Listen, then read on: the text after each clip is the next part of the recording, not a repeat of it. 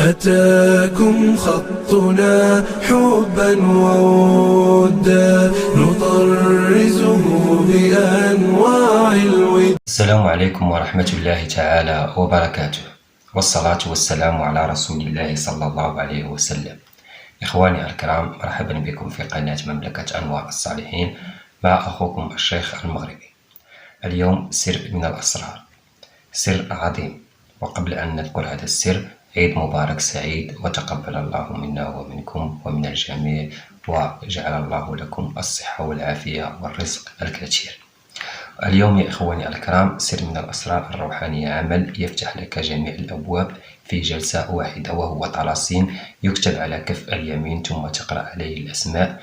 فإن أي غرض في أي ساعة تريد تعمله، فإن أي غرض وأي باب سوف ينفتح لك بإذن الله سبحانه وتعالى. وكيفما كان هذا الباب، أي باب تريد أن تفتحه وتريد أن تقضي حاجتك، ما عليك سوى كتابة هذا الطلاسيم على كفك اليمين ثم تقرأ عليه الأسماء بالعدد الذي سوف نذكره، وسوف ينفتح لك وسوف تقضى حاجتك بإذن الله مهما كانت يا إخواني الكرام.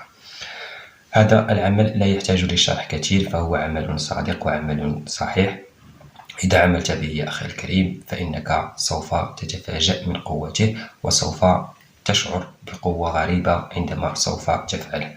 قبل أن نبدأ يا إخواني الكرام، صلوا على الحبيب رسول الله صلى الله عليه وسلم. اللهم يا معلم موسى علمنا، ويا مفهم سليمان فهمنا، ويا مؤتي قمان الحكمة وفصل الخطاب آتينا الحكمة وفصل الخطاب. اللهم اجعل ألسنتنا عاملة بذكرك، وقلوبنا بخشيتك، وأسرارنا بطاعتك، إنك على كل شيء قدير، وحسبنا الله ونعم الوكيل. كما قلنا يا إخواني الكرام، هذا العمل يكتب على الكف ثم يقرأ عليه الأسماء الخاصة به بالعدد الذي سوف نذكره، وكما قلنا فهو طلاسيم لكل غرض كان.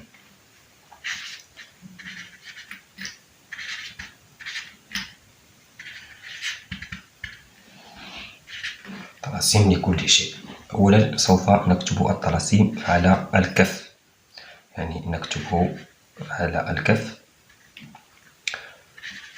ثم نذكر الأسماء بالعدد الذي سوف نقوله،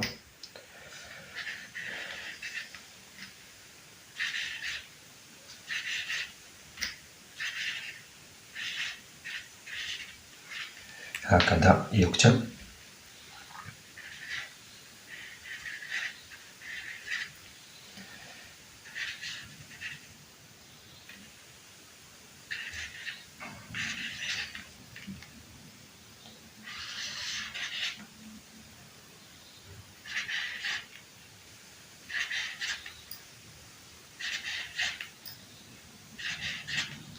تكتبه بنفس القلم، يعني نفس القلم أسود يا إخواني الكرام. أما بالنسبة للأسماء فتقول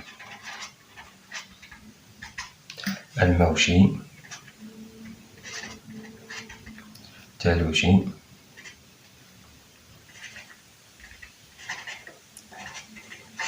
أشلاموشي،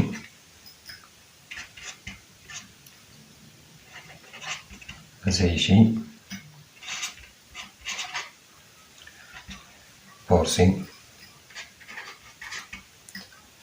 اليخ،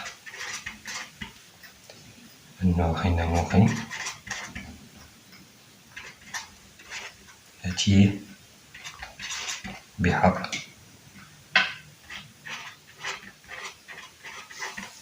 أصبعوت،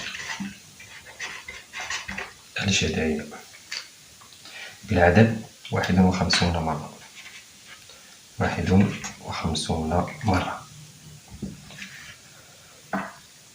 يعني أي غرض تريده تكتب على الكف ثم تقرأ الأسماء 51 مرة، فإن الغرض والباب سوف يفتح. أي باب من الأبواب تريد أن تفتحها تعمل بهذا السر. أي غرض تريد أن تتجه إليه تعمل هذا السر وتتجه، ستجده مفتوحا، وستجده بإذن الله سوف تقضى حاجتك في سرعة.